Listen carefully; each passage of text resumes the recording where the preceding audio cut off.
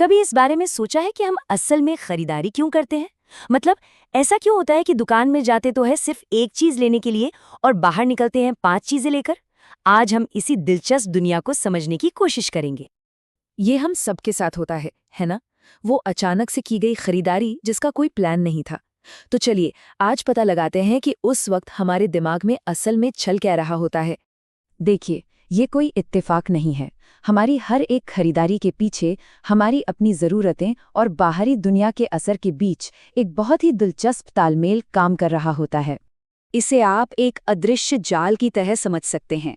हमारी अपनी सोच, हमारे दोस्त क्या सोचते हैं, हमारा रहन-सहन और यहाँ तक कि हमारी आर्थिक स्थिति भी, ये सब मिलकर हमें किसी खास चीज़ को खरीदने के लिए मजबूर करते हैं। तो फिर हमारे लिए असल में क्या चीज मायने रखती है? देखिए, ये सिर्फ बुनियादी जरूरतों को पूरा करने के बारे में नहीं है। हम ऐसी चीजें चाहते हैं जो हमारी जिंदगी को कोई मतलब दे, उसे बेहतर बनाए। अच्छा, आप में से कई लोगों ने शायद मैस्लो के इस सिद्धांत के बारे में सुना होगा। इसका सीधा सा मतलब है कि भाई, एक महंगी कार खरीदने का सपना देखने से पहले सिर पर छत का होना जरूरी है। बात तो बिल्कुल सही लगती है ना? लेकिन क्या कहानी बस इतनी ही है? आज के दौर में मार्केटर्स थोड़ा और गहराई से सोचते हैं। वो करीब 30 अलग-अलग वैल्यू एलिमेंट्स या कह लें कि मूल के तत्वों को पहचानते हैं। यही वो सीक्रेट हैं जो हमें किसी एक ब्रांड का फैन बना देते हैं। देखिए, बात सिर्फ ये नहीं है कि कोई चीज काम कैसे करती है। असली बात ये है कि वो हमें महसूस कैसा कराती है।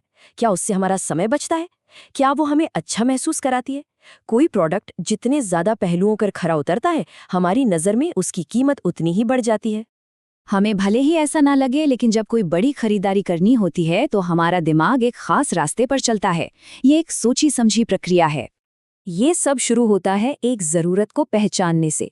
फिर हम उसके बारे में जानकारी ढूंढते हैं, अलग अलग विकल्पों को तोलते हैं और फिर जाकर फैसला करते हैं। और उसके बाद आता है वो दौर जब हम सोचते हैं कि हमारा फैसला सही था या नहीं। और बिल्कुल यही वजह है कि बड़ी बड़ी कंपनियां हमारे हर क्लिक और हर रिव्यू पर इतनी नज़र रखती हैं। वो अच्छी तरह जानती हैं कि आज के ज़माने में ग्राहक का अनुभव ही सब कुछ है। चलिए, अब ईमानदारी से बात करते हैं। हम हमेशा इतने लॉजिकल या तर्कसंगत नहीं होते। कभी कभी बस दिल करता है कुछ खरीदने का और हम उसे खरीद लेते हैं। जरा सोचिए, दूध खरीदते वक्त हम उतना नहीं सोचते जितना एक नई कार खरीदते वक्त सोचते हैं।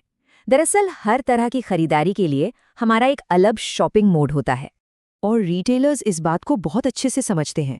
चेकआउट काउंटर पर रखी वो चॉकलेट्स, वो वहाँ यूं ही नहीं रखी होती। या फिर ऑनलाइन वेबसाइट पर लिमिटेड टाइम डील का वो टिक टिक करता टाइमर, ये सब हमारे दिमाग के उस हिस्से को टारगेट करने के लिए डिज़ाइन किया गया है जो तुरंत फैसले लेता है। अब बात करते हैं उस एक चीज़ की जिसने सब कुछ बदल दिया है, और वो है हमारा फ़ोन। इसकी वजह से हम आज पहले से कहीं ज़्यादा स्मार्ट और पावरफुल खरीदार बन गए हैं।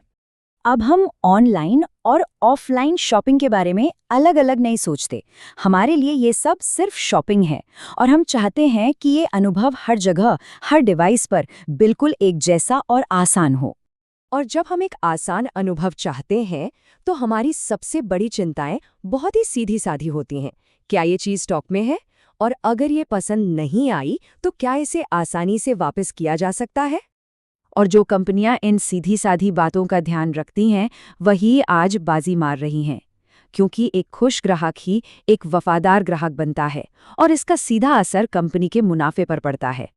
तो कुल मिलाकर हमारी खरीदारी का व्यवहार कई चीज़ों का मिश्रण है। हमारी गहरी ज़रूरतें, हमारे सोचने का तर्कसंगत तरीका और आज के डिजिटल दुनिया में सुविधा और पर्सनलाइजेशन की हमारी उम्मीदें।